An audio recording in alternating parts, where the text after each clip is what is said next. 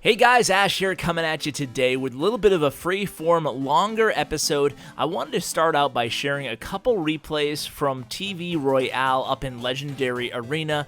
As you guys might have noticed, air seems to be taking over the game, at least being used way more than it used to be. So what I figured we'd do is watch a couple of these replays. The reason I'm starting out right from the replay is because I already saw the result and I want it to be a surprise for you guys. So here we're going to see two giant balloon decks go head-to-head, and we'll see which player wins. We'll go blue versus red because I cannot pronounce their names, and then after this, we'll go ahead and play a couple matches of our own, maybe more than a couple. We'll see. Like I said, trying out a longer format episode today. It is the weekend, and I have a little bit more time on my hands, so let's go ahead and get into this replay today here. Now, you can see the blue team is playing guards. It will be interesting to see if we see more guard play now that they don't have the pushback effect when they lose their shield as of the 21st, which is in 2 days from this recording. So we'll see if we see more guard play. I don't know about you guys, but I'm still trying to get my guards leveled up to the rest of my troops. So the blue team here, he has the Inferno Tower. It's kind of a stalemate at this point in the match. No one's done a lot of damage to the other person's tower. They're just trying to feel each other out, figure out who has what counters, and by now they both figured out that they have very similar decks, both playing the Knight as well. Not sure how I feel about using the Knight and a Giant in the same deck with the Balloon. It's a little bit redundant there. I think you might be able to get a little bit more value out of, say, Barbarians or a Minion Horde, just because it gives you another option, another stronger option with more versatility versus that Knight if you have the Giant as well, because you already have that one tank. Here they're just going to trade towers basically with balloons, and it looks like the blue player has a little bit of an advantage at this point. He got a lot of damage done to that King Tower. Now watch how this match ends. It's going to be a pretty crazy ending here. So at this point, red is going to start a little bit of an offensive surge here with minions and Giant and Barbarians. Then blue counters, very nice counter here. Even with the arrows, he's able to pretty much mitigate any big damage done to that right tower. But you can see that red still has a lot of elixir. He's actually at max elixir right now. So he's going to go ahead and again go on offense here with a balloon and a Knight combination. However, blue has a really well-placed Inferno Tower. If your opponent comes at you when you have one tower down with a balloon or Royal Giant right in the middle of that, you can go ahead and place a really quick Inferno Tower there, and it will draw them, lure them back to the other side. So now look at this here. This is where this match gets super crazy. So only 18 hit points left. All blue has to do is cycle to his arrows, use them on the opponent's King Tower, and the match will be over. The arrows is the next card up. You can see here he needs to drop this princess and then use the arrows, but he doesn't do it fast enough. And look at that. That was really intense there. Red came back to win it with only 19 hit points on his King Tower. Whoa, that was pretty crazy. Maybe we should watch one more TV Royale. Let's try to find an interesting match here, and then we'll go ahead and watch it fresh together, and then we'll hop into my very own balloon deck. It's not going to be a balloon giant deck that I'm working with right now. It's going to be a balloon baby dragon deck. So check out this replay here. We have a balloon, a giant, and a Sparky all on the same end against a Hog Rider balloon giant deck. This should be very interesting here. So we're going to go again, blue versus red. Who you guys rooting for? I'm going to pull for the king because I can actually pronounce his name. No offense to the Easterners out there, but hey, you got to root for somebody who can actually say their name, right? So let's go ahead and see what he has. An interesting deck here. He has the giant skeleton, he has the Hog Rider, he has the bomb tower, he has the skeletons. It will be interesting to see what happens to these poor skeletons after the balance update hits, guys. It's only going to be 3 skeletons, not 4 anymore. Not quite the value you're seeing right now. So Barbarian played very well against that giant skeleton right at the line. Keeps that bomb away from his tower.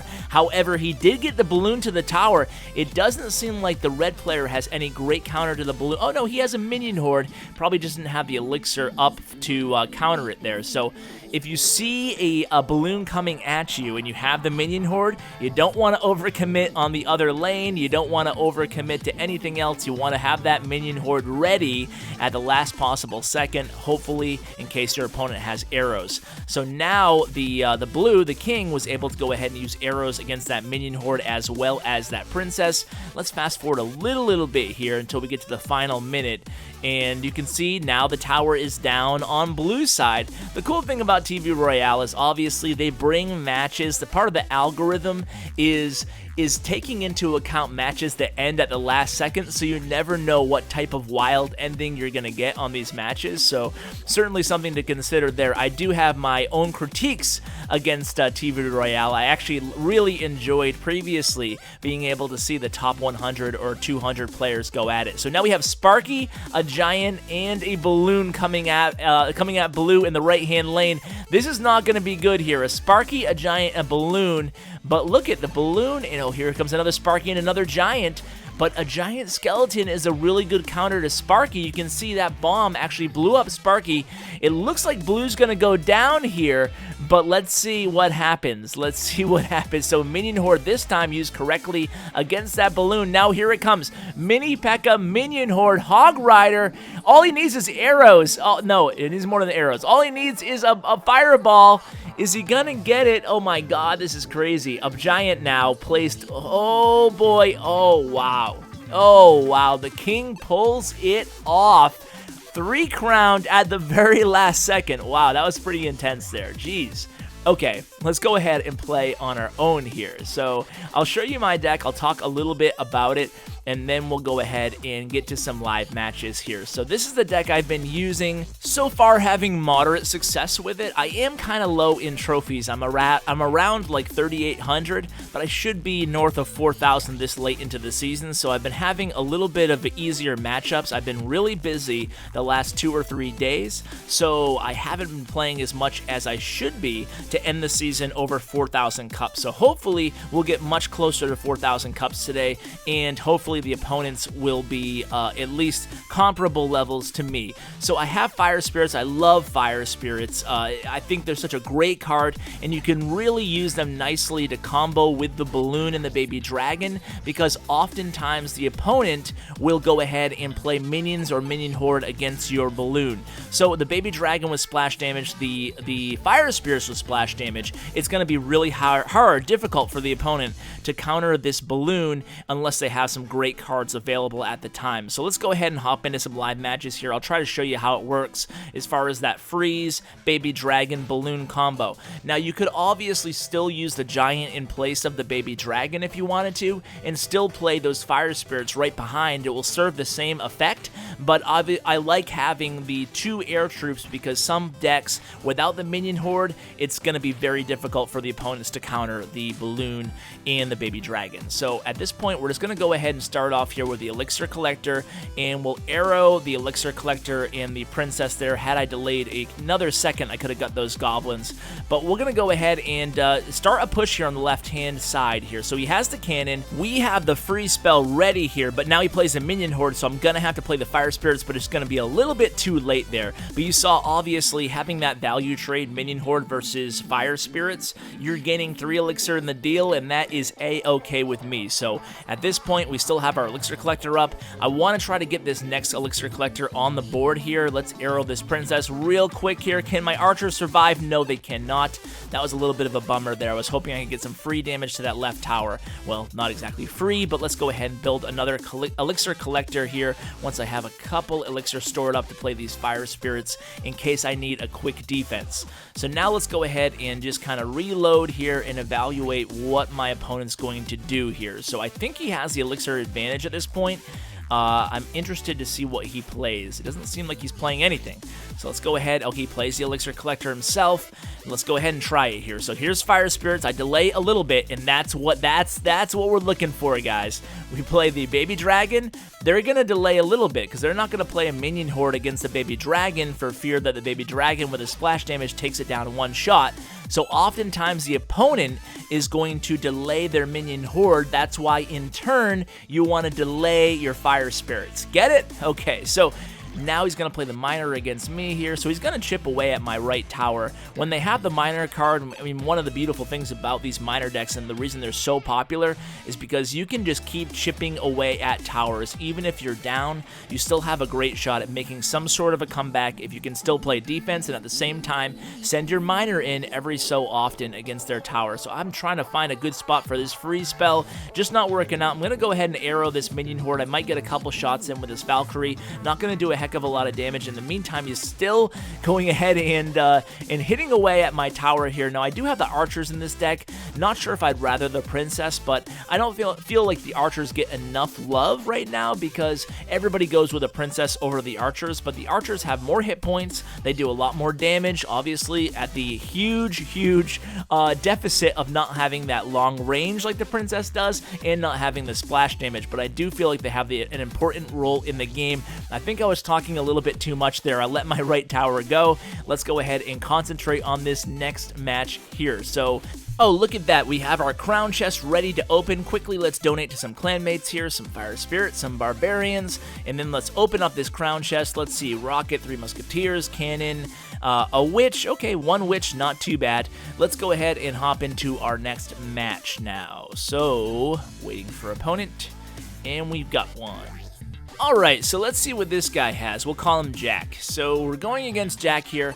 We have a good starting hand. We have the Elixir Collector. Thankfully, I always like any starting hand with Elixir Collector. It's great to get that Elixir advantage right off the board. I always put my first Elixir Collector right in front of my tower like that, hopefully baiting somebody into accidentally hitting my king tower.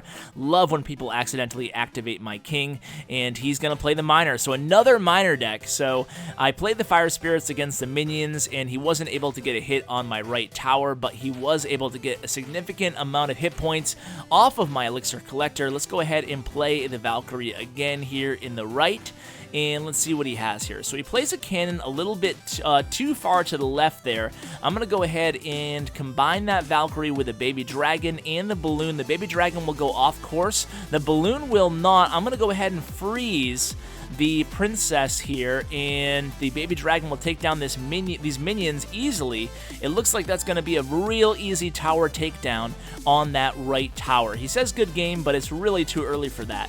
Let's go ahead and just try to make sure we maintain the Elixir advantage here. He is playing a miner, so as I said, these miner decks can certainly chip away at towers and even the match if you're not careful. So here comes the miner again. I don't have a great counter to the miner in this deck right now, so I might go ahead and swap out the Valkyrie maybe for barbarians, because the thing with this deck right now, if we discuss its weaknesses, I think the worry is that we have nothing great to counter either Royal Giant or even Hog Rider or the Miner. So although it is definitely an effective deck offensively, I kind of worry defensively here. We don't have any structures besides the Elixir Collector. I'm forced to use Fire Spirits against this Hog Rider, but he's still going to get 3 swings on my tower and in fact take it down. So that's not what we wanted there at all.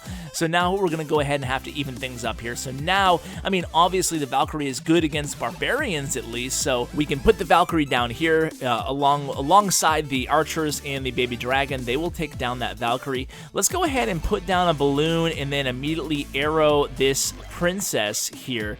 If I just waited one last second, I could have taken down those minions as well, but the fire spirits do the same work. I did get this balloon to the tower, but it's not going to have enough hit points to last, and again he comes with a miner hog goblin combo. I'm forced to use a Valkyrie yet again.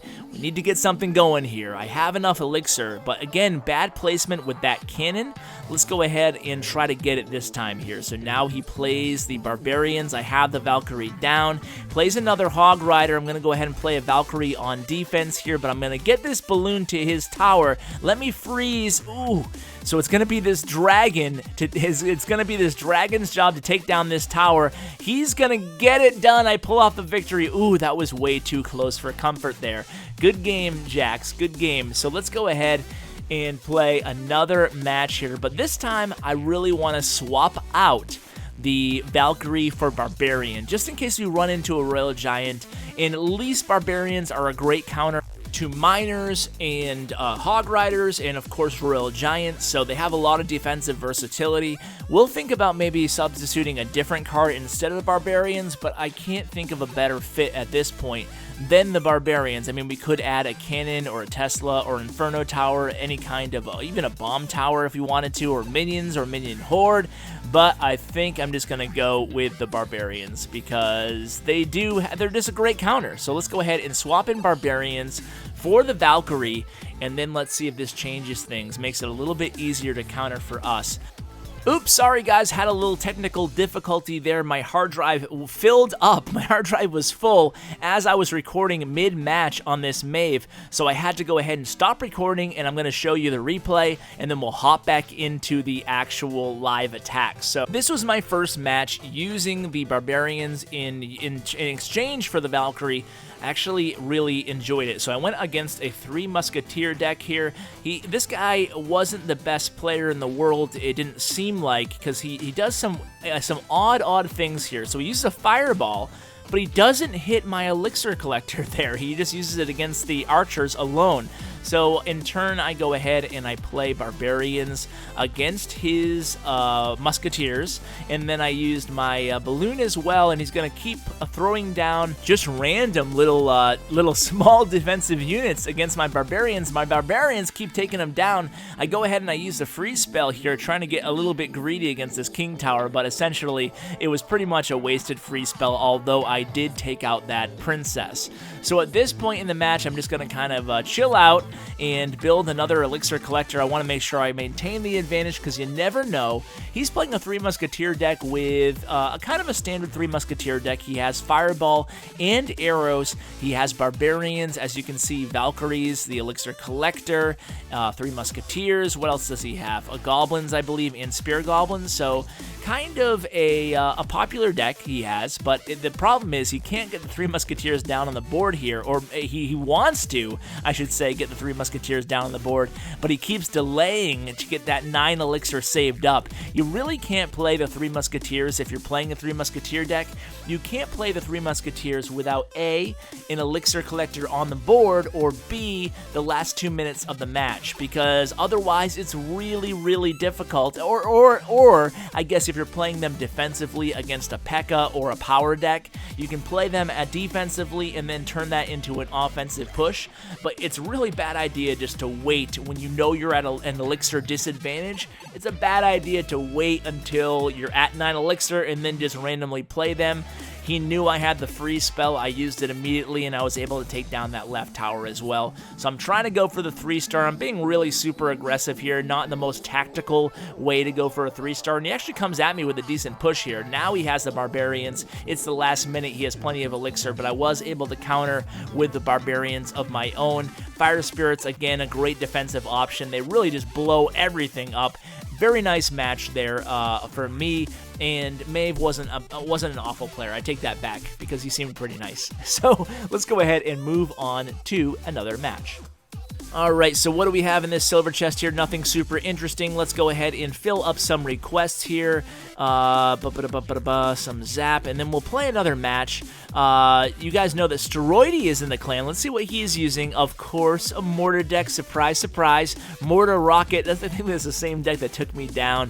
Womp womp. Oh, he's playing a live match right now. Instead of going ahead and playing ourselves, let's kind of spectate on the Steroidy match. So Steroidy is playing against D's Nuts. D's is a great player.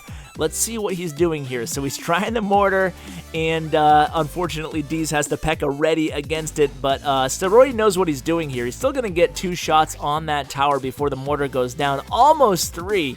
Now, he has the ice, a wizard. He's going to go ahead and play defense. Where is his mind at right now? So he needs to take down that left tower. He has the rocket in his deck. There's only a minute left in the match there, so he's going to have to either get the mortar down against that left tower, or he's going to have to get a rocket down down. So now he goes ahead and plays a minion horde and a hidden Tesla against this giant witch combo.